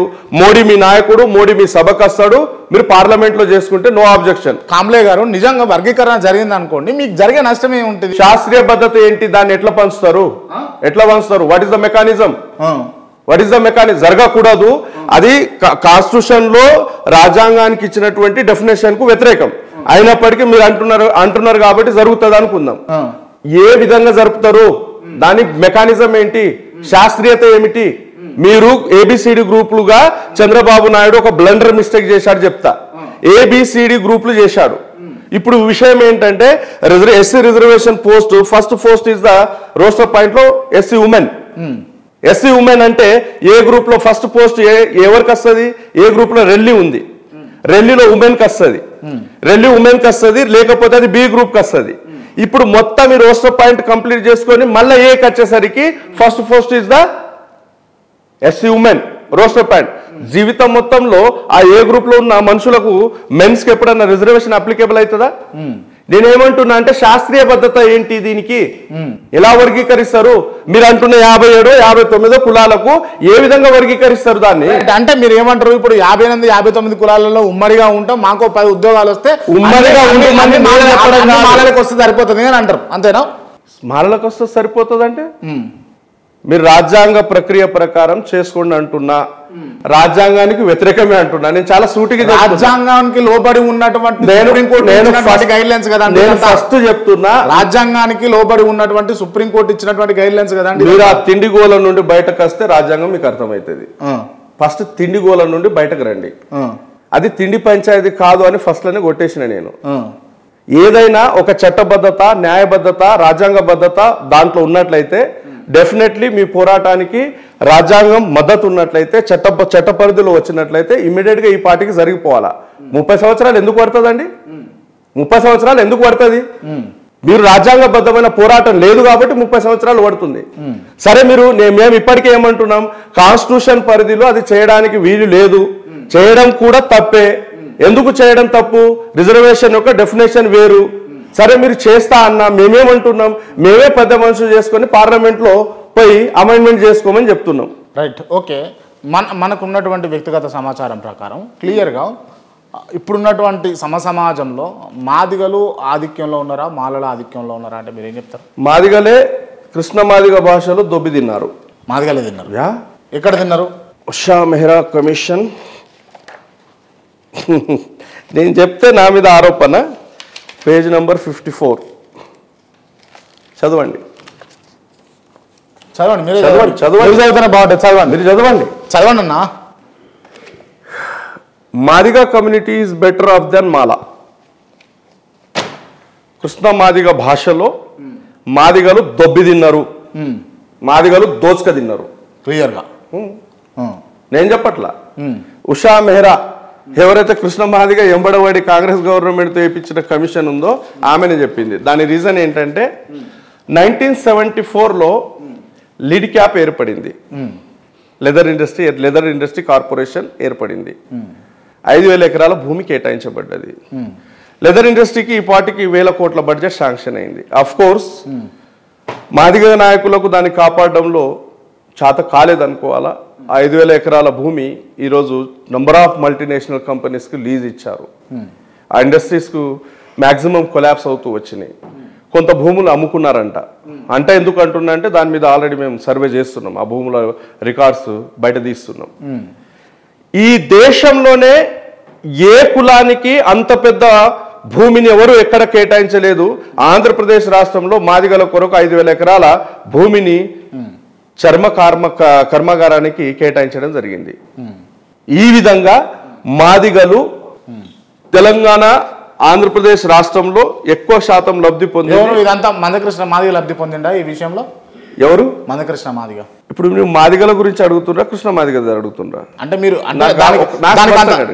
నాకు స్పష్టంగా Krishna Madiga belongs to Madiga community లేదు, అర్థం కాలే. బాప్టిజం తీసుకున్న క్రిస్టియన్, ఆయన బీసీసీకి చెందినవాడు. బీసీసీకి ఎస్, నేను ఫోటోలు ఇస్తా, ఆధారాలు తీసుకున్నా. ఎస్, వాళ్ళ కొడుకు చర్చ్కు ఫాదర్, అది కూడా ఇస్తా. అవి కూడా బయట తీస్తున్నా.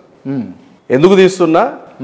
నేను ఈ దేశ రాజ్యాంగం ఎవరైనా ఏదైనా మతాన్ని స్వీకరించవచ్చు, నేను మతాల జోలికి ఎన్నడూ పోను. మతాల జోలికి మీరు పోరు? విషయం చెప్తా. నేను పోను అంటే నేనేమంటున్నా, నాకు గాయమైంది, నా గాయానికి కారణం ఏంటి, ఆ కారణం తెలుసుకొని అదే మందు పెడతా. నా గాయానికి కారణం వైదిక బ్రాహ్మణ ధర్మం అయితే నేను మందు అదే పెడతా. నా గాయానికి కారణం క్రైస్తవ ధర్మం అయితే మందు అదే పెడతా. నా గాయానికి కారణం ఇస్లాం ధర్మం అయితే మందు అదే పెడతా. గాయం ఒకటి మందు అంటే రోగం నయం కాదుగా. రైట్. మీరు చాలా సార్లు కూడా క్లియర్గా మీరు ఇప్పుడేమో మీరు Mandakrishna Madiga belongs to Christian అని చెప్పేసి అన్నారు.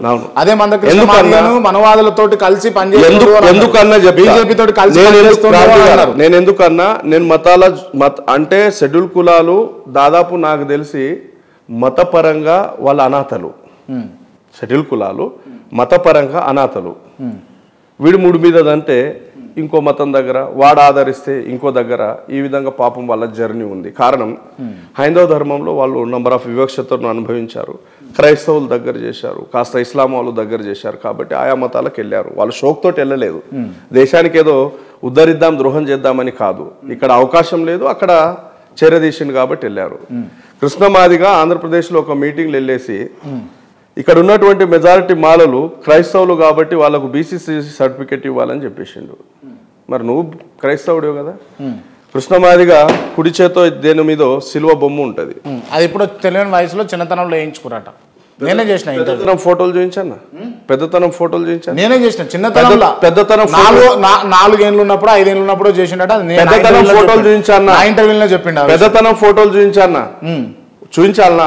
చిన్నగా ఉన్నప్పుడు వేసుకున్నది మచ్చ ఇప్పటిదాకా ఉండదు అన్న. ఫోటో కాదు, ఒక చర్చ్ లో ఆయన చెప్పకూడదు, సరే పోరియేది చెప్పండి. అట్లా అంటే మొన్న కూడా అయ్యప్ప స్వాముల దగ్గర పోయి మడి పూజ చేస్తా ఉంటే ఆడ కూర్చున్నాడు. మరి అదేమంటారు? వాటిని డైవర్ట్ చేయడానికి చేసినాయి కానీ నేను ఇస్తాను నీ కొడుకు ఏ చర్చుకు పాస్టరో అది ఇన్ఫర్మేషన్ ఇస్తాను, కృష్ణమాదిగా కట్టించాడా, కొడుకు కట్టించాడా, జనం కట్టించారా, అన్ని ఇన్ఫర్మేషన్ ఇచ్చాను. అది 3rd innings లో ఉంటుంది. అది నువ్వు ఏమంటావంటే అక్కడ వచ్చేసి క్రైస్తవులకు బీసీసీ సర్టిఫికేట్ కాబట్టి వీళ్ళకి ఎస్సీ రిజర్వ్ దాని నుండి తీసేయాలన్నప్పుడు నువ్వు క్రైస్తవుడు అయినప్పుడు నీది ఉండాలా?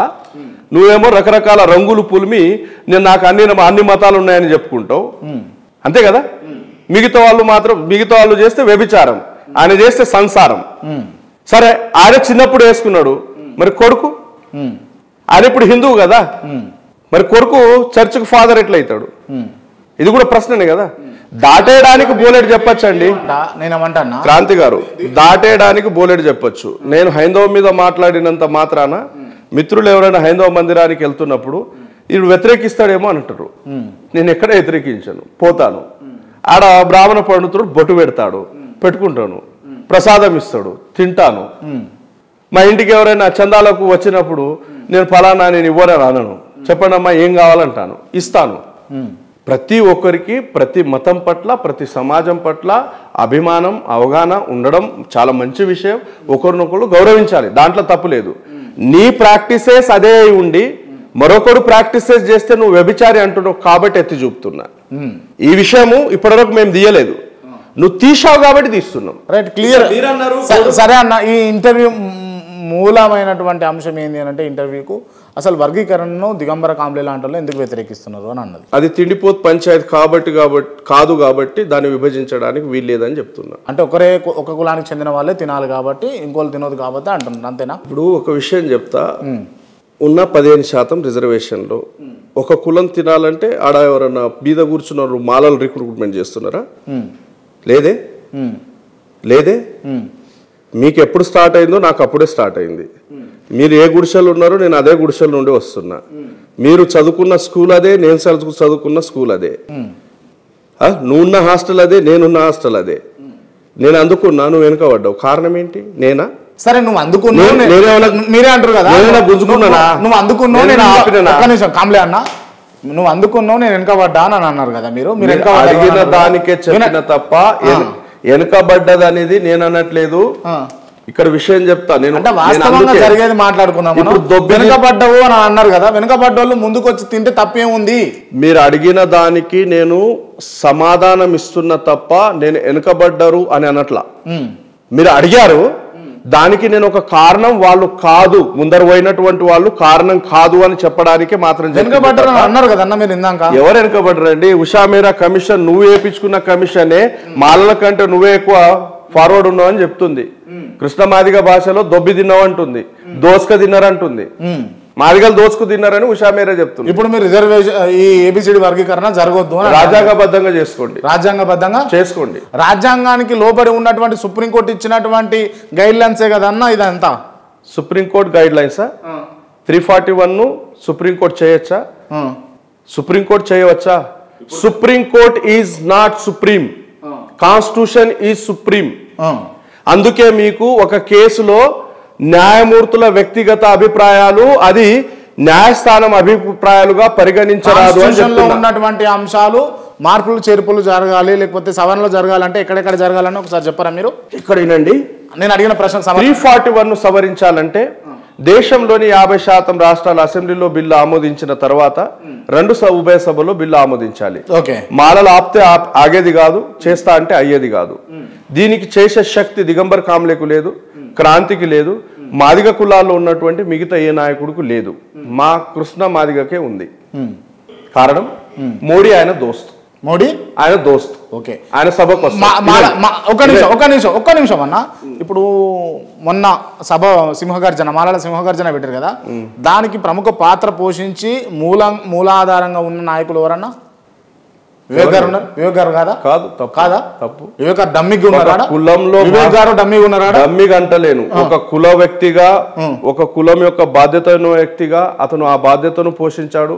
నేను ఒక కుల వ్యక్తిగా నేను నా బాధ్యతను. రైట్. మీరు ఇందాక మాట్లాడుతూ అన్నది ఏంటి అని అంటే వివేక్ సార్ అని అన్నారు. వివేక్ సార్ వివేక్ సార్ అక్కడ ఉన్నారు కదా, వివేక్ సార్ అంత ముందుకు ఏ పార్టీలో ఉండే అన్న? ఇప్పుడు నేనేమో అంటే వివేక్ సార్ ఏమో ప్రత్యక్షంగా కండువా కప్పుకొని బీజేపీలో ఉంటే ఏం కాదు, కాకపోతే మందకృష్ణ మాదిగా జర పంచాలు చేరితే తప్పు. వివేక్ సార్ ఎప్పుడైనా బీజేపీ పార్టీలో వెళ్ళేసి నాది మాల కుల రిప్రజెంటేషన్, నా కులానికి 4 ఇత్తులు ఇవ్వండి, 4 బుక్కలు పెట్టండి, ఇది పంచి పెట్టండి అని ఎవడన్నా కాలు మొక్కిండా? వివేక్ సార్ది వ్యక్తిగత రాజకీయం. ఆయన బీజేపీలో ఉంటాడా, బీఆర్ఎస్ లో ఉంటాడా, కాంగ్రెస్ లో ఉంటాడా, ఎక్కడ ఉంటాడు అనేది ఆయన వ్యక్తిగత రాజకీయం. ఆయన ఎప్పుడూ కమ్యూనిటీని రిప్రజెంట్ చేస్తూ నేను మొత్తం హోల్ మాల కమ్యూనిటీకి నేనే హోల్సేల్ గా లీడర్ని అని చెప్పుకోలే. ఎక్కడ చెప్పుకున్నాడు? Right, okay. కానీ ఇదే ప్రశ్న నేను కూడా అడిగిన మందకృష్ణ మాదిగ గారిని అడిగితే తను చెప్పినటువంటి సమాధానం ఏంటంటే వివేక్ అసలు బీజేపీలోకి నుంచి బయటికి రావడానికి కారణమే మోడీ వస్తున్నాడు ఇక్కడ మాదిగల సభకు అని చెప్పేసి కావాలని బీజేపీలోకి నుంచి బయటకు వచ్చినట్టు. నెంబర్ 1. నెంబర్ 2 ఏంటి అని అంటే అసెంబ్లీలో ఏ రాష్ట్రం ముందట చెప్పకమంటే ముందట తెలంగాణలో ముఖ్యమంత్రి యనమల రేవంత్ రెడ్డి గారు నిండు అసెంబ్లీలో ఏబిసిడి వర్గీకరణకు మేము ముందుంటాం అని చెప్పినప్పుడు దాన్ని వెనక్కి నెట్టింది ఎన్నుకోండి కాంగ్రెస్ పార్టీలో వివేక్ గారేనట. ఇది వత్తాసు ఉన్నట్టు కాదా? ఈ విషయం చెప్తానండి. కృష్ణమాదిగకు చదువు లేదు కాబట్టి బోలెడు స్టోరీలు చెప్తాడండి. మీ దగ్గర కూర్చొని బోలెడు స్టోరీలు చెప్పాడు. నా దగ్గర వాటికి అన్నిటికీ ఆయన నవ్వుల పాలు చేసే ఆధారాలు ఉన్నాయి. కానీ సరే ఆ విషయం పక్కన పెట్టండి. ఒక రాష్ట్రానికి ముఖ్యమంత్రి సుప్రీంకోర్టు గైడ్ లైన్స్ ఇచ్చిందా, జడ్జిమెంట్ ఇచ్చిందా, సలహాలు ఇచ్చిందా, సూచనలు ఇచ్చిందా పక్కన పెట్టండి. 565 పేజీలు ఆయన ఒక రాష్ట్రానికి ముఖ్యమంత్రి. దాన్ని పరిశీలన చేసి అడ్వకేట్ జనరల్ సమక్షంలో చర్చలు చేసి తన క్యాబినెట్లో చర్చలు చేసి అభిప్రాయం వ్యక్తపరచాలి. అత్యంత దుర్మార్గంగా మొదటగా నేనే చేస్తా అని ప్రకటించడం నిజంగా అది రేవంత్ రెడ్డికి కాదు మొత్తం రాష్ట్రానికి అవమానం. ఒక ముఖ్యమంత్రి స్థానంలో ఉన్నటువంటి వ్యక్తి అంత దిగజారుడు స్టేట్మెంట్ ఇవ్వడం అది మంచిది కాదు. ఓకే, రైట్, ఓకే అన్న. ఫైనల్గా చెప్పండి, మీకు రిజర్వేషన్లు ఎందుకు వ్యతిరేకం? మీరు ఎందుకు వ్యతిరేకం రిజర్వేషన్లకు? రిజర్వేషన్లు వ్యతిరేకం అని ఇరికిత్తరేది నాకు. సరే, వర్గీకరణకు ఎందుకు వ్యతిరేకం మీరు చెప్పండి. వర్గీకరణకు వ్యతిరేకం అనేది నేను చాలా క్లియర్గా చెప్తున్నా. వర్గీకరణ యొక్క మూలాలు, వర్గీకరణ యొక్క డెఫినేషన్ చాలా వేరు. సమాజంలో సామాజిక సమానత్వాన్ని స్థాపించడానికి ఇవ్వబడింది. ఈ దేశంలో ఉన్నటువంటి అన్టచబుల్ కులాలన్నీ కూడా ఒక షెడ్యూల్ క్యాస్ట్ ఒక సమూహంగా చేరి వాళ్ళ ఉమ్మడి సమస్య మీద పోరాటం చేయడానికి కలిసికట్టుగా వాళ్ళు ఉద్యమాలు చేయాలి. మీకు నేనేమంటున్నా, వర్గీకరణ అనే ఒకటే అంశం కాదు. నేను పరిష్కార మార్గాల్లో రోస్టర్ పాయింట్లు ఇద్దామని అన్నా. అక్కడ నేను వర్గీకరణను వ్యతిరేకించలేదు.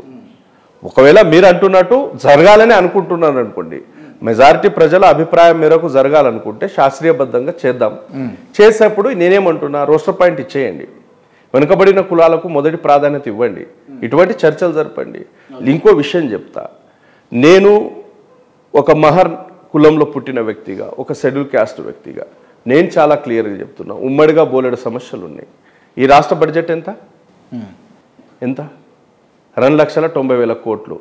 ఎస్సీల వాటా ఎంత? అందులో 45,000 కోట్లు. ప్రతి సంవత్సరం 45,000 కోట్లు కేవలం ఎస్సీల అభివృద్ధి కొరకు ఉపయోగించినట్లయితే ఈ 10 సంవత్సరాల్లో మన వాటా ఎంత దక్కేది? ఎస్సీల వాటా ఎంత దక్కేది? వాళ్ళని ఎంత అభివృద్ధి పరచొచ్చు? సామాజికంగా వెనుకబడినటువంటి వాళ్ళు ఎవరైతే ఉన్నారో, వర్గీకరణ అనేది ఎందుకు శాస్త్రీయబద్ధం కాదంటే, నాకు చదువు లేదండి, ఇంజనీరింగ్ పోస్ట్ పడ్డది, నేను 10th క్లాసే చదవలేదు, దానికి అప్లికేబులా? నేను ఇంజనీరింగ్ చదవాలంటే మీరేం చేయాలా? నాకు ఆ ఫెసిలిటీ కల్పించాలా? సుప్రీంకోర్టులో చాలా క్లియర్గా ఈవి చెన్నై జడ్జిమెంట్లో చాలా క్లియర్గా చెప్పారు, ఈ సమస్య ఒడిసేది కాదు, రానున్న కాలంలో ఇది నడుస్తూనే ఉంటుంది. కాబట్టి వెనుకబడినటువంటి కులాలను పరిగణలోకి తీసుకొని వాళ్లకు ఫెసిలిటేట్ చేసి ప్రభుత్వం ప్రత్యేక పథకాల ద్వారా వాళ్లకు ఇన్స్టిట్యూషన్స్ పెట్టడం కానివ్వండి, ప్రత్యేక సదుపాయాలు కల్పించడం కానీ, కోచింగ్ సెంటర్లు పెట్టడం కానివ్వండి చేసినట్లయితే దాదాపు ఈ ఇష్యూ తిరిగి రిపీట్ కాదు అని గైడ్లైన్స్ ఇస్తుంది. ఓకే, దాని పరంగా చేస్తా అంటే వర్గీకరణకు వ్యతిరేకమని అంటే ఇప్పుడు మీరు ఇరికించడానికి చెప్తే దాన్ని నేనేం చెప్పలేను. ఒకవేళ చేస్తానంటే నేను అంటున్నట్టు రోస్టర్ పాయింట్కు సిద్ధంగా ఉండడా కృష్ణమాదిగ గారికి రమ్మనండి. మీరు వర్గీకరణకు వ్యతిరేకమా లేకపోతే మీరు సానుకూలమా అంటే? పూర్తి స్థాయిలో వ్యతిరేకం. పూర్తి స్థాయిలో వ్యతిరేకం. అది రాజ్యాంగానికి వ్యతిరేకం కాబట్టి నేను వ్యతిరేకం. రాజ్యాంగబద్ధంగా వర్గీకరణ జరిగితే ఓకే అంటారు. మీరు చేసుకోండి అవసరమైతే ఆయా రాష్ట్రాల దగ్గర పోయేటప్పుడు మా అవసరం ఉన్నప్పుడు మాకు చెప్పండి, మేము కూడా వస్తాం. కానీ వాస్తవానికి కొంచెం సేపు ఈ అంశాన్ని, ఈ వర్గీకరణ అంశాన్ని పక్కన పెడితే నిజంగా చెప్పాలన్నా గుండె మీద చేసుకొని మాలలకు సంబంధించిన నాయకునిగా ఎదగడం కోసం స్వార్థంతో చేస్తలేరా మీరు ఇదంతా? క్రాంతి గారు, గుండె మీద చేయి పెట్టాల్సిన అవసరం లేదు. బై ప్రాక్టీస్లో నేను బుద్ధిస్ని. మాలలకు నాయకుడిగా ఎదగాలని కాదు, నేను అసలు నాయకుడిగా ఎదగడమే ఇష్టం లేని వ్యక్తిని. సింపుల్ చెప్తున్నా, అంతే. భవిష్యత్తులో కూడా నాది రాజకీయ ఎంట్రీ ఉండదు. బౌద్ధంలో మేము మా లైఫ్ స్టైల్ను ఒక విధంగా డిజైన్ చేసుకుంటాం, దాని ప్రకారం మేము బ్రతుకుతాం. ఓకే, మరి ఇంటర్వ్యూలు ఇదంతా దేని గురించి? ఇప్పటివరకు నేనేమంటున్నా, మీరు ఏమంటున్నారు, గొడవ మేం చేస్తున్నాం అంటున్నారు. ఖమ్మం వైరా సభలో పామునైనా వదిలేయండి, మాలోడు కనబడితే వదలకండి అని స్టేట్మెంట్ ఇచ్చిన కృష్ణ మాదిగ గత 30 సంవత్సరాల నుండి 3 దశాబ్దాల నుండి మాలల మీద అత్యంత ద్వేషంతో విషం కక్కుతున్నాడు. అటువంటి అంశాలు ఎవరు చేసినా తప్పే. మాలల మీద రకరకాల ఇప్పుడు తప్పే అంటే మీ ముందరనే మాలలు మనువాదులు, మాలలది వన్ సైడ్ లవ్, మాలలు సైకోలు, అదుపు తప్పు మాట్లాడుతున్నాడు. పెద్ద మనిషికి నాకు తెలిసి ఈ వయస్సు ఎక్కువై ఏమన్నా మెంటల్ ప్రాబ్లం వచ్చిందని. ఇప్పుడు రిజర్వేషన్లు వద్దు అని అన్నప్పుడు అంటే ఆయన చెప్పిన థియరీ రాజ్యాంగానికి వ్యతిరేకం కాబట్టి మేము వ్యతిరేకం అండి. మీరు మోడీ ఇప్పుడు ఏ బిల్లు ప్రవేశపెట్టిండు రీసెంట్లీ, జమిలీ ఎలక్షన్స్, అత్యంత క్లిష్టమైనది, భారత ప్రజాస్వామ్యానికి వ్యతిరేకమైన బిల్లునే మోడీ పార్లమెంట్లో ప్రవేశపెట్టినప్పుడు రాజ్యాంగంలో ప్రొవిజన్ ఉంది, ఆర్టికల్ 341 సవరించేది. మీరు రాజ్యాంగబద్ధంగా పార్లమెంట్లో పోయి చేసుకోండి అంటున్నా. అన్న, మీరు సమతా సైనిక్ దళ్ తోటి దందాలు చేస్తురా? అంటే సమతా సైనిక్ దళ్ నాయకులుగా ఉన్నారుగా మీరు. అవును, మీరు దందాలు చేస్తురా? నేను ఇప్పటివరకు ఏదైనా దందా లేదా చందా చేసినట్లయితే నిరూపించండి. నేను తిరిగి సమతా సైనిక్ దళ్ అని ఎక్కడ చెప్పుకోను. ఎక్కడ చెప్పుకోను. రైట్. నేను ఒక ఇంటర్వ్యూలో చూసిన బండి సంజయ్ అసలు హిందువే కాదు అని అన్నారు మీరు. కరెక్టే చెప్పి. బండి సంజయ్ అసలు హిందువే కాదు అని అన్నారు. కరెక్టే చెప్పిన. కరెక్టే. ఎట్లా కరెక్ట్ అవుతుంది? విషయం ఏంటంటే, బ్రాహ్మణ సాహిత్యంలో, వైదిక బ్రాహ్మణ సాహిత్యంలో శూద్రుల స్థానం ఏంటి? భగవద్గీత అధ్యాయం 9 శ్లోకం 32, శూద్రులు స్త్రీలు పాపయోని నుండి పుట్టిన అంటున్నాడు. పాపయోని అంటే ఏంటి? పాపం కాని యోని అంటే ఏంటి? ఒక ధర్మ గ్రంథంలో అత్యంత దారుణంగా ఈ వర్గాన్ని ఇంత అవమానిస్తుందంటే, ఆ వర్గ ప్రజలు ఆ ధర్మంలో 3rd గ్రేడ్కు చెందిన వాళ్ళు. చదువుకోవడానికి అర్హత లేదు, వ్యాపారం చేసుకోవడానికి అర్హత లేదు, సంపదను పోగు చేసే అర్హత లేదు, మంచి పేరు పెట్టుకునే అర్హత లేదు. ఒక ధర్మం అన్న తర్వాత ఇవన్నీ అర్హతలు ఇవ్వదు అంటే ఆ ధర్మానికి చెందినవాడు కాకపోతేనే కదా. ఇవ్వకపోదు. శూద్రుని పేరు జుగుత్సను కలిగించే విధంగా ఉండాలి, బ్రాహ్మణుని పేరు శుభసూచకంగా ఉండాలి, క్షత్రుని పేరు బలసూచకంగా ఉండాలి, వైశ్యుని పేరు ధనసూచకంగా ఉండాలి, శూద్రుని పేరు జుగుత్సను కలిగించే విధంగా ఉండాలి. ఇవన్నీ ఉన్నాయా? ఎస్, ఉన్నాయి. కాబట్టే సరే, చాలా మంది ప్రాచీన గ్రంథాలు కదా అవి, దాని ఏడున్నాయి, అమల్లో ఉన్నాయి అంటున్నారు. మీరు దాటేయడానికి బోలెడు చెప్పొచ్చు. మీ తాత ముత్తాతల పేర్లేంటి? ఎల్లయ్య, పెంటయ్య, మల్లయ్య, పుల్లయ్య, ఇవన్నీ జుగుత్సను కలిగించే పేర్లు కావా? తాత ముత్తాతల పేర్లే కదండి. రాజ్యాంగం అమల్లోకి వచ్చిన తర్వాత కూడా రాముడు, లక్ష్మణుడు, లేకపోతే ముత్తయ్య అని చెప్పేసి కూడా ఉన్నాయి కదా. రాజ్యాంగ హక్కు తర్వాత ఇష్టం వచ్చిన పేరు పెట్టుకున్నారు. ఇంతకుముందు పెడితే శాసనాలు చాలా దారుణంగా ఉన్నాయి. శంభుకుడు చదువుకున్నాడని ఏం చేసిండ్రు? తలని నరకారు కదా. చదువుకున్నదే కదా మరి తలని నరికింది. దేని రీజన్ ఏం చేయించారు? రీజన్ ఏంటి? శూద్రుడు చదువుకున్నాడు కాబట్టి ఒక బ్రాహ్మణుడు అభం శుభం తెలియని వయసులో బ్రాహ్మణ పిల్లగాడు చచ్చిపోయాడు. దాని సాగు కారణం ఏంటంటే శూద్రుడు చదువుకోవడం. వాడు ధర్మాన్ని ఉల్లంఘించాడు కాబట్టి అతను తలని నరికారు. మీరు, నేను చెప్పేది ఏంటంటే, ధర్మాల్లో ఉన్నటువంటి వాటిని బేసెస్ చేసుకొని చెప్పిందే తప్ప అవి నేటికి కూడా కొనసాగుతున్నాయి. ఇళయరాజాకు గర్భగుడి నుండి ఎల్లగొట్టారు. హిందూ అయితే మీరు ఆహ్వానించాలి కదా. ఎందుకు ఎల్లగొట్టారు? మీరు ఎందుకు వెళ్ళగొట్టారు? హైందవాన్ని పాటిస్తున్నాడు కదా ఆయన. రాష్ట్రపతి కోవిద్ గారు ఎక్కడ ఒరిస్సా మందిరానికి వెళ్తే గుడి మెట్లు ఎక్కనియలేదు మీరు. ఆయన ధర్మస్థుడు అయితే మీరు ఎక్కనియాలి కదా. ఆయన కూడా పూజలు చేయనియాలి కదా. గర్భగుడిలో అతను కూడా ప్రవేశం ఇవ్వాలి కదా. ఎందుకు ఇయ్యరు? కాబట్టి కాదన్న. శాస్త్రాల్లో ఉన్న దాన్ని బట్టే చెప్పిన తప్ప నా వ్యక్తిగతంగా నేను ఏ అభిప్రాయం రుద్దలేదు లేదా ఏదో కాంట్రవర్సీ చేయడానికి చెప్పలేదు. రైట్. రామాయణం జరిగిందా జరగలేదా అని అడిగితే మీ అభిప్రాయం? రామాయణం నేనేమంటా, చరిత్రకు కావాల్సింది ఏంటంటే ఆధారాలు కావాలి. ప్రపంచంలో చరిత్ర కొలమానం ఏంటంటే పూర్వీకులు వదిలి వెళ్ళినటువంటి అవశేషాలు, అది ఆర్కియాలజికల్ ఎవిడెన్సెస్ కావాలి, భాషాపరమైన ఎవిడెన్స్ కావాలి, లిపిపరమైన ఎవిడెన్స్ కావాలి. రామాయణానికి మీరు ఏదో ఒక రకమైన ఎవిడెన్స్ సబ్మిట్ చేయండి. మా రాముడు పరిపాలించాడు, ఈ భూభాగాన్ని పరిపాలించాడు, రాముడు పరిపాలించేటప్పుడు నాణ్యాలు ఇవి, లేదా రాముడు పరిపాలించినప్పుడు దొరుకుతుంటాయి కదా నాణాలు, విగ్రహాలు, అవన్నీ కూడా తప్పు అండి, తప్పు, చాలా తప్పు. అసలు రాముడు దేవుడా కాదా? ఇక మీరు రాసినటువంటి కాల్పనిక గ్రంథంలో మీరు దేవుడని ఆరాధిస్తూ ఉంటే కాదనే హక్కు నాకు లేదు, మీరు ఆరాధించుకోండి. రాముడు దేవుడా కాదా? మీరు రాసినటువంటి కాల్పనిక గ్రంథంలో మీరు దేవుడు అని అంగీకరించి పూజలు చేస్తే మీరు అంగీకరించండి. నా దృష్టిలో నేను దైవిక సిద్ధాంతాన్ని ఒప్పుకోను కాబట్టి నేను నాకు దేవుడుగా అంగీకరించను. మీరు మొక్కితే నాకు ఆబ్జెక్షన్ లేదు, అది భారత రాజ్యాంగం ప్రకారం మత స్వేచ్ఛ అధికారం మీకుంది, మీరు మొక్కితే నాకేం పోయేది. ఓకే, ఈ అంశాలన్నీ మరో ఇంటర్వ్యూలో మళ్ళా కలుద్దామన్నా, మళ్ళీ చర్చిద్దాం. Thank you so much. Okay, నేను ఇప్పుడు కొంతమంది పేర్లు చెప్తా, వాళ్ళకి సంబంధించి ఓన్లీ వన్ వర్డ్ ఆన్సర్ చేయాలి. ముందుగా Vivek Venkataswamy, is a politician and businessman, that's it. Rangerla Rajesh, ఒక సామాజికవేత్త, సమాజాన్ని ప్రభావితం చేసేటటువంటి బలమైన గొంతుక. Okay. Bommaku Murali, businessman and producer, ఒక డిఫరెంట్ థింకర్. మందకృష్ణ మాదిగ, మాదిగలకు లీడర్గా ఉండడం వాళ్ళ దురదృష్టం. మాలలు గురించి వన్ వర్డ్లో చెప్పలేను, డిఫైన్ చేయలేం కదా. ఒక కులం గురించి మాదిగలు, ఏ కులాన్ని ఒక వర్డ్లో డిఫైన్ చేయలేము, చేస్తే అది అన్యాయం అవుతుంది, నేరం అవుతుంది, అది చేయలేము. వ్యక్తుల గురించి అయితే దర్ ఇస్ నో ప్రాబ్లం, ప్రయత్నం చేయొచ్చు. ఏపూరి సోమన్న, మంచి కళాకారుడు. ప్రొఫెసర్ కాసిం, మంచి కమ్యూనిస్టు వీరసం నాయకుడు. మిట్టపల్లి సురేందర్, మంచి రచయిత. జయరాజ్, మంచి కళాకారుడు. గద్దర్, పీడిత కులాల గొంతుక. Addanki Dayakar, failure leader. Come again. Failure leader, that's it. Vinod, is a politician. Revanth Reddy, జాదూగర్. కేసీఆర్, మాయల ఫకీరు. బండి సంజయ్, అజ్ఞాని. కిషన్ రెడ్డి, లీడర్. కోమటిరెడ్డి వెంకటరెడ్డి, అహంకారం ఉన్న లీడర్. వేముల వీరేశం, మంచి నాయకుడు, లీడర్. తాటికొండ రాజయ్య, తెలియదు. మహాసేన రాజేష్, బలమైన గొంతుక, యువ నాయకుడు. దిగంబర కాంబ్లే, మీరు ఇప్పటివరకు చూశారు. శ్రీరాముడు, ఆరాధించే వాళ్లకు దేవుడు. బౌద్ధం, మానవ కళ్యాణం కొరకు స్థాపించబడ్డది. క్రైస్తవ్యం, ప్రపంచ శాంతిని కోరే మతం.